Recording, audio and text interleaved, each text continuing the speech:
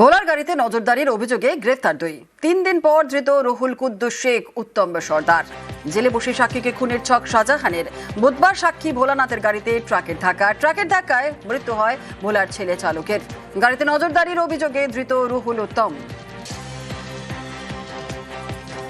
এই র্যাকেটটা অনেক বড়, মিডিয়ার মাধ্যমে বলেছি, এরকম অনেকেই রেকি করেছে। ওরা 10 থেকে 15 জন বাইরের ছেলেপিলে এনে আমাকে রেকি করা চলছিল নাকি 6-7 দিন আগে থেকে। যদি সেই সঠিক ব্যক্তি হয়, সঠিক শাস্তি পাক, প্রশাসনের প্রথম থেকে আস্থা আছে, এখনও আস্থা আছে। নিশ্চয়ই আমার এই ছেলের মৃত্যুর ব্যাপারটা ওনারা উদ্ঘাটন করবে এবং কঠোর শাস্তি তাতে যাতে ওনারা পায়, যারা এই অকর্ম কাজটা করেছে। আমার ছেলের সঠিক বিচারটা যারা পায়, আর কিছুই না।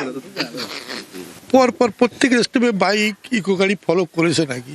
একটাই রাগ, সেটা হলো সাধারণ অ্যারেস্ট হওয়ার পরে বারবার সিবিআইডি আমাকে ডেকেছে যে হয়তো কোনো আমার গুরুতর কোনো সমস্যার কথা হয়তো ও বলতে পারলে আমার জীবনটা শেষ হবে।